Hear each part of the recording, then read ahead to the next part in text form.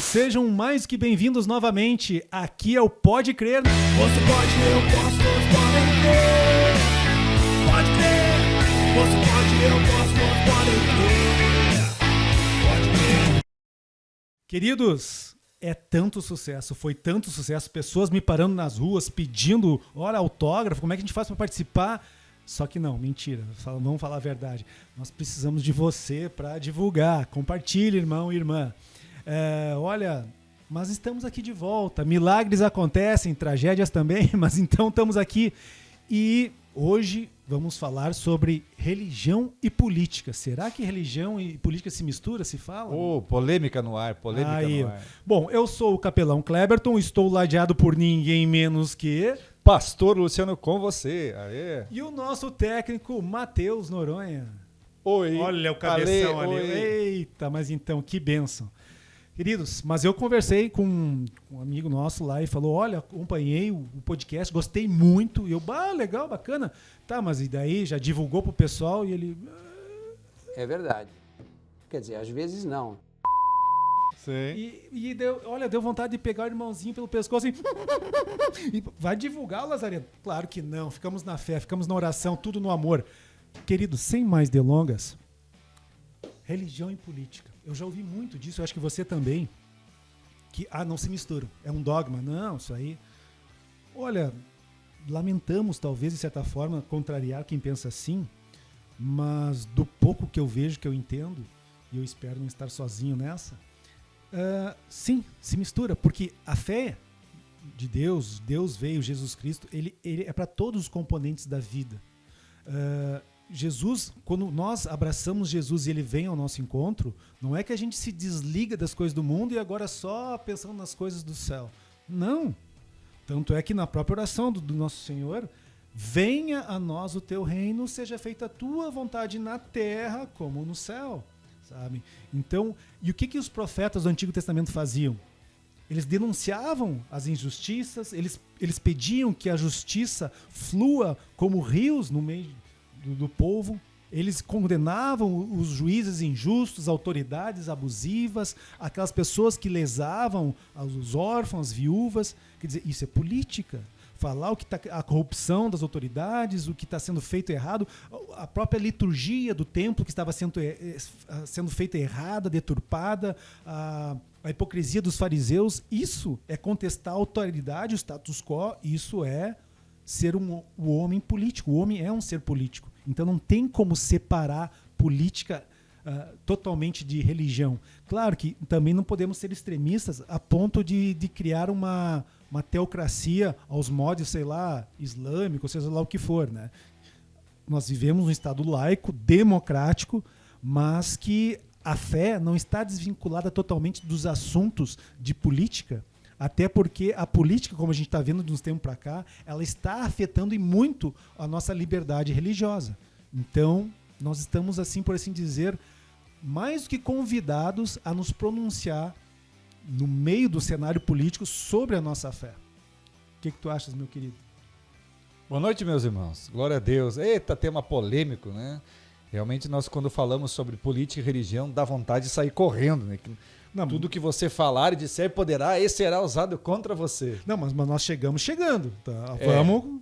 É claro que nós temos a nossa opinião, sabemos que o que muitas vezes a maioria de nós não quer é misturar a integridade de algo tão do nosso sagrado com aquilo que nós estamos acostumados, né? Então esse é um detalhe importante, não misturar o nosso sagrado, a nossa parte religiosa, ou melhor, espiritual, com o tipo de política que nós estamos acostumados aqui.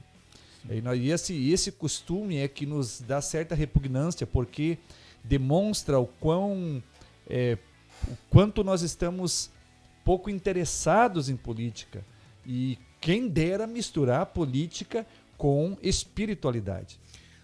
Pegando esse gancho, a própria filosofia falava, acho que foi o Platão que falou em A República, que o mundo será melhor quando os reis forem filósofos ou os filósofos forem reis. Ele está dizendo que é preciso ter a sabedoria para guiar o povo. Veja Salomão, ele pediu sabedoria para guiar o reino. Então é necessário ter essa lucidez.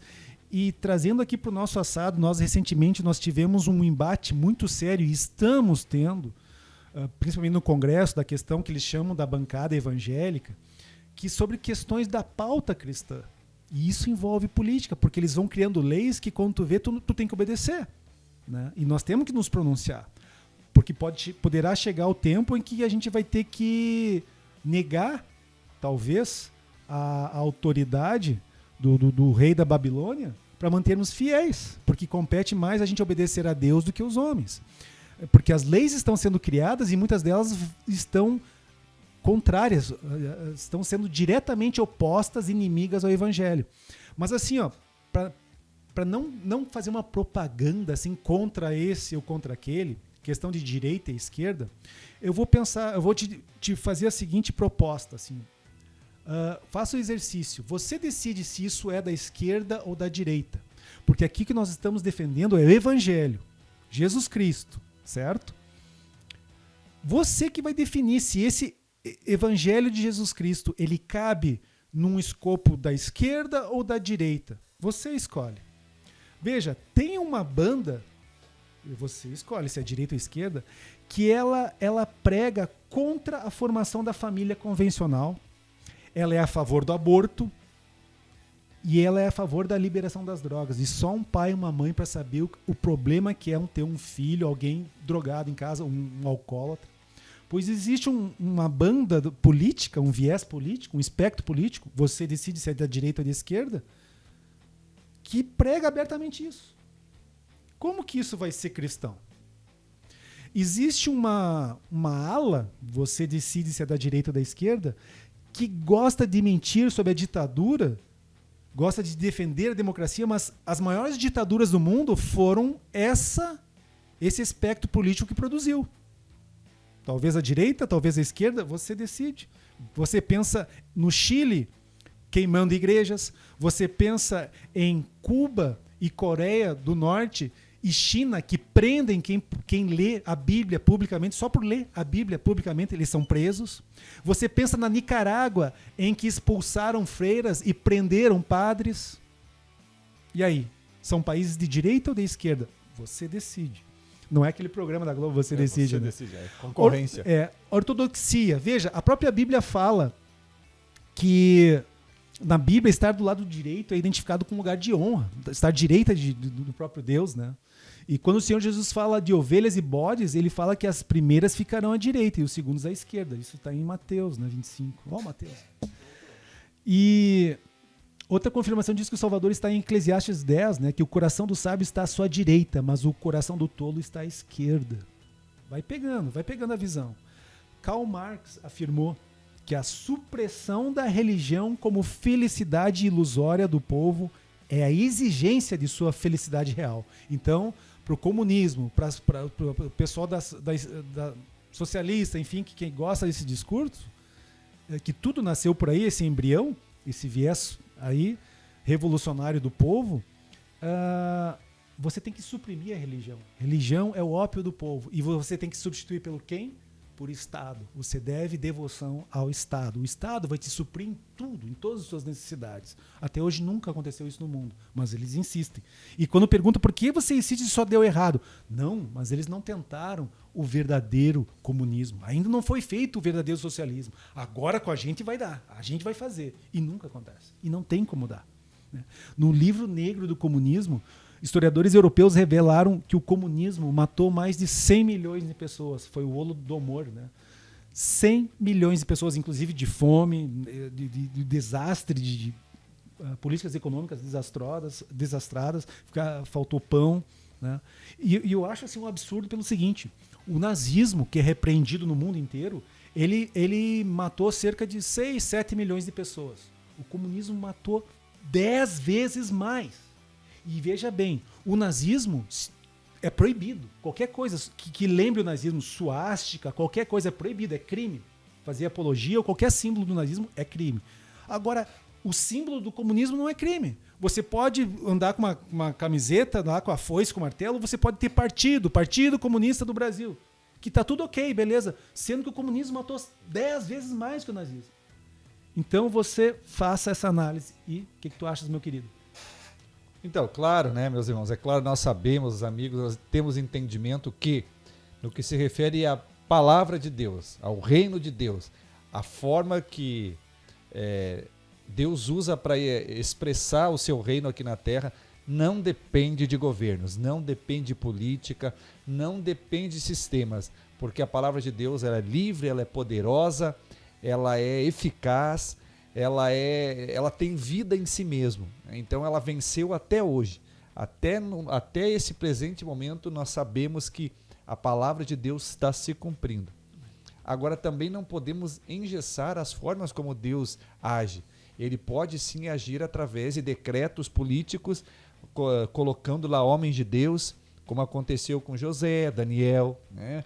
Homens que tinham cargos importantes e que pelas suas mãos pessoas tiveram suas vidas afetadas por canetaços, vamos chamar de canetaço, né? Então nós sabemos que Deus ele trabalha em todos os âmbitos, né? Deus tem condições de trabalhar com homens, mas nada fere a sua soberania. Amém. Nós cremos na soberania de Deus, nós cremos que Deus pode intervir como Ele quiser, mas realmente nós, ao vermos a história, o Cleberton falou aqui sobre alguns fatos importantes da história. O homem sempre está envolvido na história do homem, né? Envolvido ao ponto de decidir coisas. Então nós vemos que muitas vezes Deus parece que não está agindo. No entanto, nós vemos que Deus sempre está agindo, mas o homem tem liberdade para tomar suas posições, para tomar suas decisões, seja elegendo políticos, tirando políticos do cargo, né? Desse jeito nós vemos que o agir de Deus sobre a humanidade também passa por situações políticas. Parece muito óbvio até mesmo nos dias de hoje, né? Quando tu falavas, eu lembrei assim, justamente da questão da escolha. Sim, com certeza, Deus é soberano, mas Ele faz uma parceria com o homem. Ele fez até mesmo isso para a sua própria palavra, para o registro da sua palavra. Cooperadores. Exatamente. Ele resolveu usar mãos humanas, palavras humanas, daquele contexto. Foram homens que registraram a vontade de Deus, a palavra de Deus, a sua mensagem, e usaram palavras daquela época, daquele contexto. Eles não usaram palavras do futuro, sobre situações do futuro. O próprio Apocalipse, que é um evento futuro, eles usaram palavras para descrever aquelas visões daquela época, que eles conheciam. Então Deus fez uma parceria com o homem, até para registrar a sua própria palavra. E eu vejo, Deus nos dá essas oportunidades. E aí eu lembrei do Josué, justamente, escolham o que vocês querem, mas porém eu e minha casa vamos servir ao Senhor. Muitas vezes eu vejo aí a questão que igrejas que têm esse tabu de não querer falar política, sabe? Eu não quero fazer propaganda do fulano. Não faça propaganda de ninguém, mas faça apenas o alerta. Quem é cristão não pode ser daquele viés político que a gente narrou aqui. Não pode. É incompatível, porque eles querem tirar a religião do povo, porque vai ser o Estado que vai. Eles querem tirar a família tradicional, eles querem a liberação das drogas, querem o aborto, querem banheiros para todos os tipos de pessoas únicos, unissex, inclusive nas escolas. Você não vai mais poder orientar o teu filho que não, menino é desse jeito, menina daquele jeito. Não pode. Pastores já estão sendo presos por pregar a palavra, por dizer que tal conduta é pecado, tal conduta sexual é pecado. Simplesmente por ler o que está na Bíblia, foram presos. Isso aconteceu. Foram levados, ouvidos pelo Ministério Público, e enquanto respondiam para se defender, já estavam presos, né? Tudo por uma conta de uma fobia disso. Ele tem fobia, eu tenho preconceito, eu tenho discriminação. Não! É objeto da minha fé. Cadê a liberdade religiosa? Né? Crê quem quer, ninguém é obrigado. Mas aqueles que creem nisso, eles têm o direito de crer nisso e de falar sobre isso.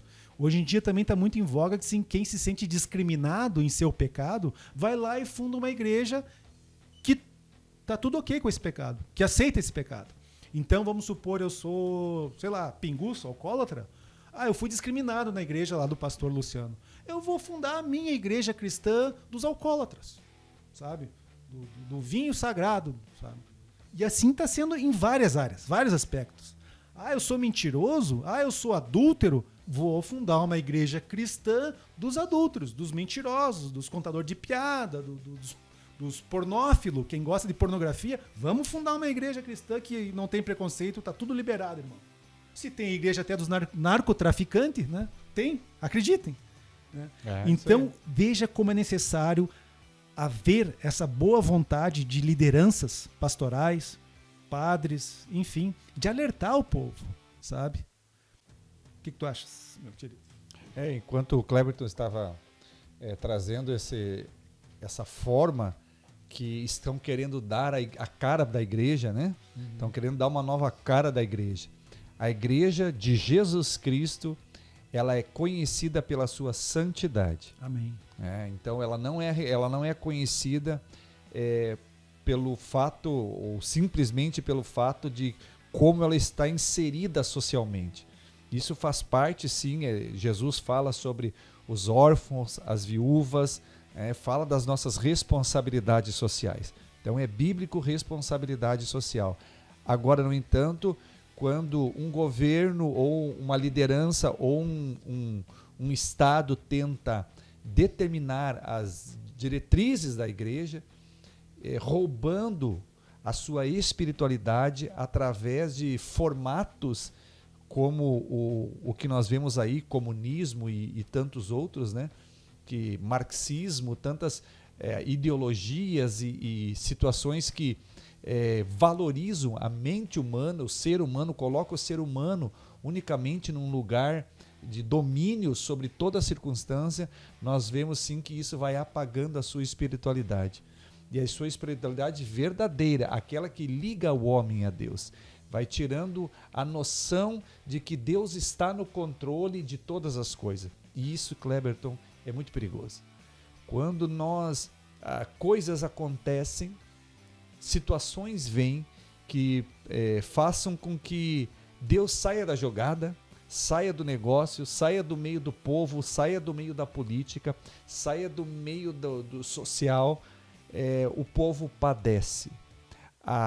Coisas como essas que você citou, pornografias e tantas outras coisas, latrocínios, essas coisas elas se proliferam. Então perceba, quando o homem perde a sua espiritualidade, acontece a degradação da sociedade.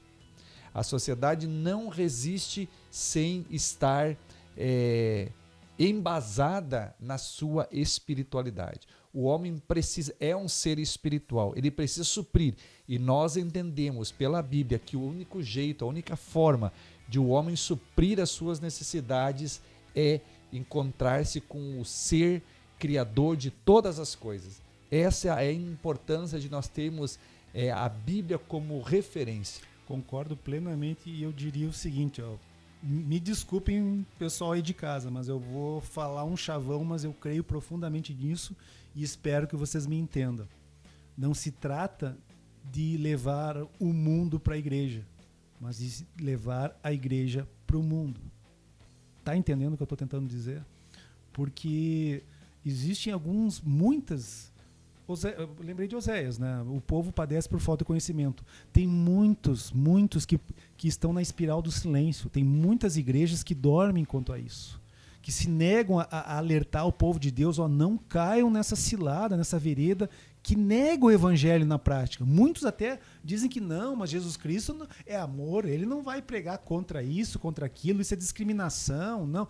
Eles estão tentando customizar um cristianismo que absorve um monte de pecados assim, que permite, é permissivo. A graça se torna uma permissão, salvo-conduto para o oba-oba, para o caminho errado. Não é, nós temos que nos posicionar firme. Não é.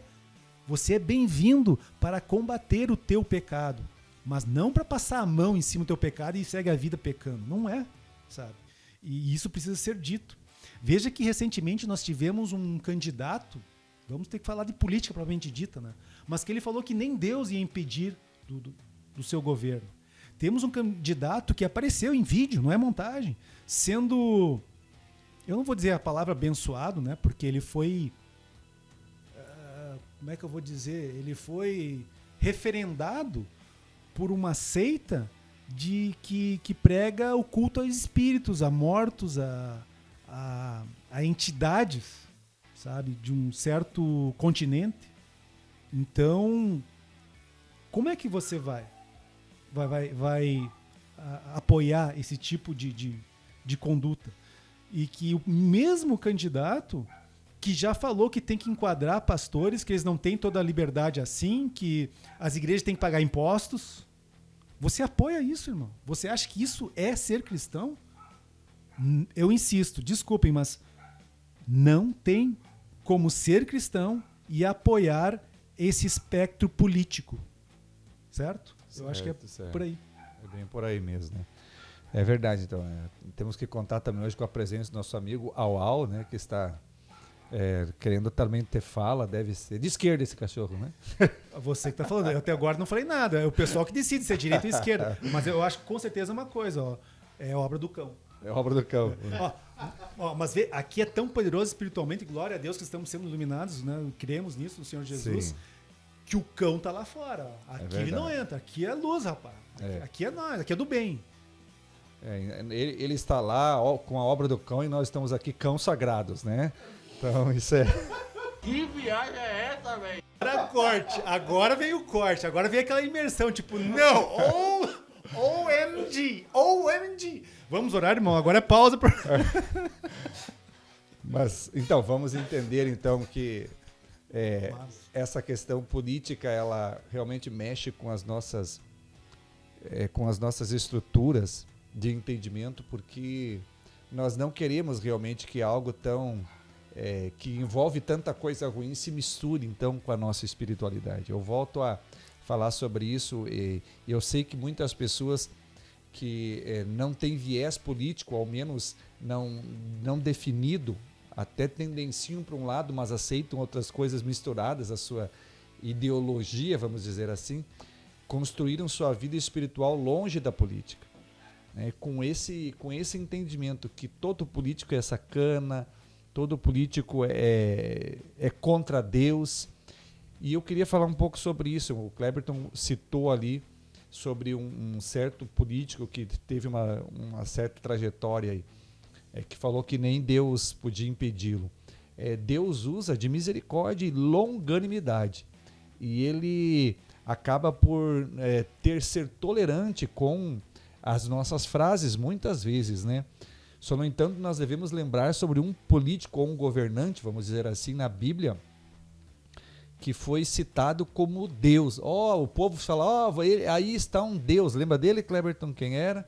Quem foi citado como Deus? Mas ele não era político, ele foi confundido como deuses. Paulo foi confundido como Deus. Sei, mas olha Pedro só. Pedro também. Ele não se ajoelhe porque eu sou homem igual a você. Isso, mas o que aconteceu com ele? Foi o que no final? Na hora, o que aconteceu com ele? Foi comido por vermes.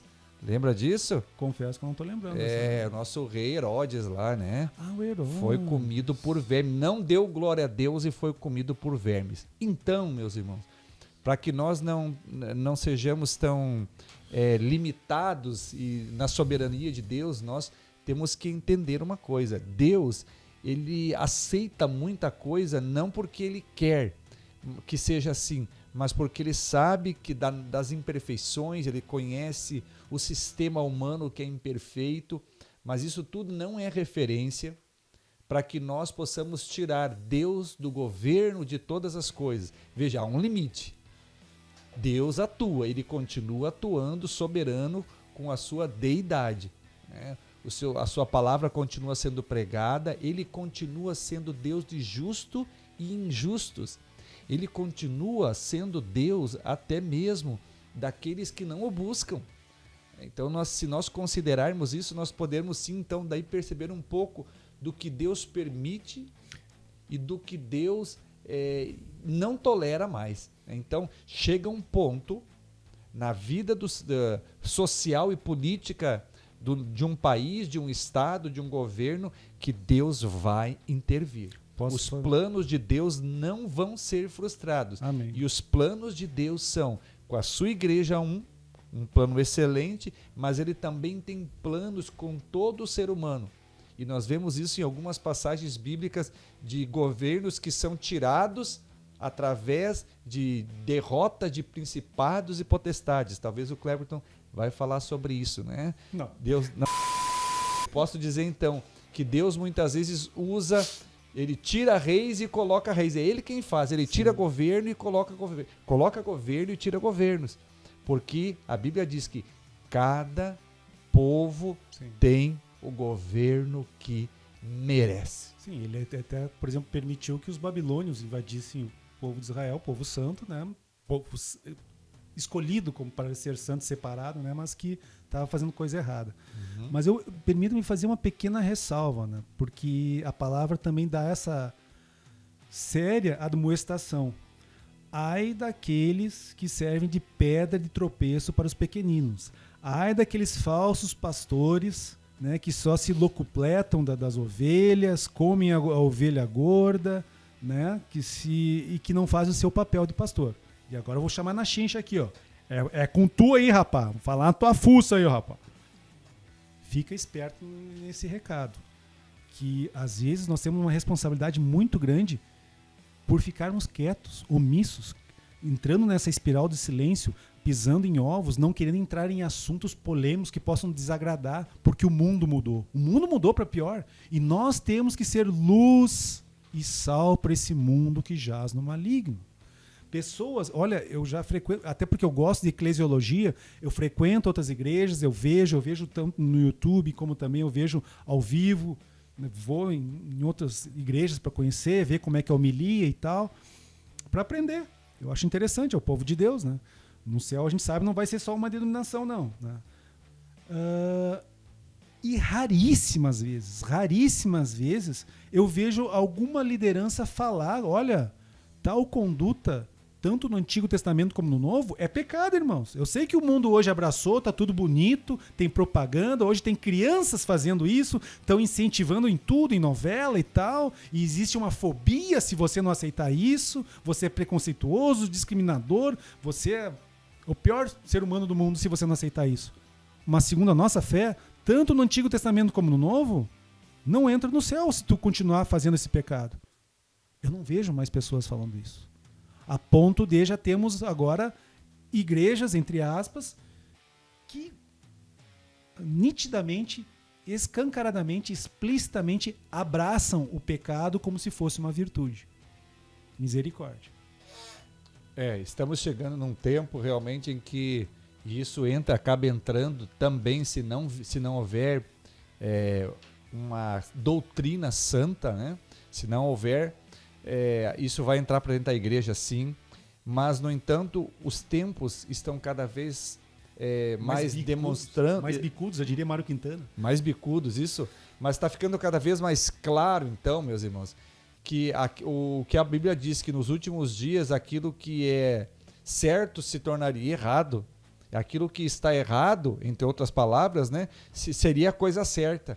Então isso sempre teve, mas nos últimos dias isso se tornaria mais evidente, nós perceberíamos mais isso até o ponto, então... Como sinal do tempo, né? Sinais do tempo seria justamente a Exato. Proliferação do mal, né? A proliferação.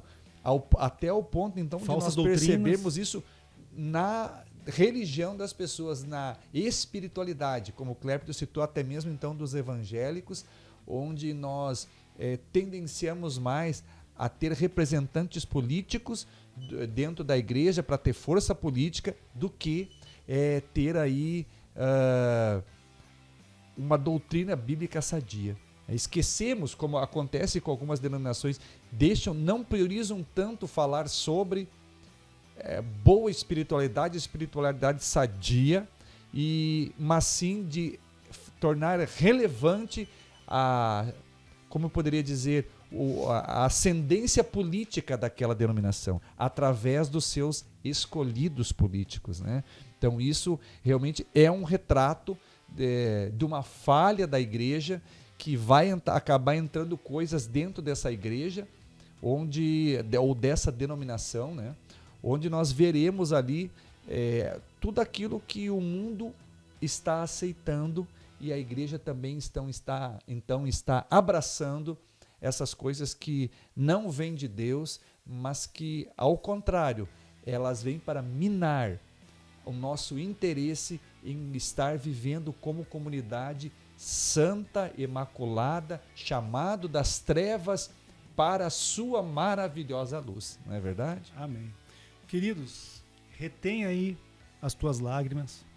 A tristeza pode ser grande, mas a alegria virá pela manhã. Mas estamos chegando ao fim desse podcast, né? Quando a coisa é boa, assim, ela flui e vai, quando vê o tempo vai, né? E então, como é de praxe, da minha parte, para encerrar, eu gostaria de oferecer umas dicas de fim de semana, que para nós está chegando o fim de semana, eu não sei quando vai ser veiculado esse podcast, mas assim, livro. Eu sugiro Entendes o que Lês, do Gordon Fee e do Douglas Stuart. Muito acessível, muito bom. Foi o primeiro livro que eu li durante o curso de teologia, do primeiro que eu fiz. E vale a pena mesmo. Eu recomendo. Música, eu gostei muito daquela, já é mais velhinha, mas eu acho legal, Jeová Jiré, da Aline Barros. Muito, muito boa a letra, e a voz dela também é belíssima. Filme, Jeremias, um filme de 1998 com o Patrick Dempsey. Bom filme, vale a pena, bem legal. Queridos, da minha parte, fiquem com Jesus. Muito obrigado por esse tempo, pelos meus colegas aqui, meus amigos. Fiquem um fim de semana mais que abençoado em nome de Jesus Cristo e nos acompanhem, divulguem o nosso material, certo? E me perdoem por alguma palavra mal dirigida, estou disposto a tentar explicar se eu fui mal incompreendido. Muito obrigado, Shlomo. Também quero agradecer, então, a quem está nos vendo, que nos verá ainda, então, né? Que acompanhará esse podcast aqui, onde nós estamos tentando trazer clareza, né, para a tua vida, para as nossas vidas, porque quando nós colocamos aqui em conversa os assuntos, nós também estamos afiando a espada, dá para dizer assim, né, Kleber? Assim como o ferro afia o ferro, o homem também. O homem também é o seu companheiro, né? Então, quero agradecer aos irmãos, aos amigos, e também deixar aí um desafio para esse final de semana saudável, que é você refletir sobre os teus dons, né? A nível de igreja, pensar aí para que Deus te chamou.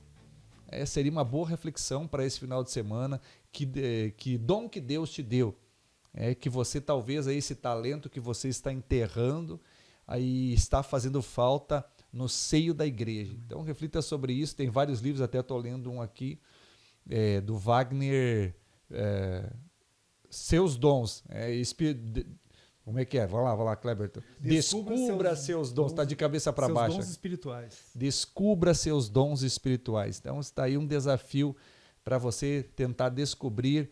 Tem como auxiliar, tem livros, tem internet, mas precisa de empenho.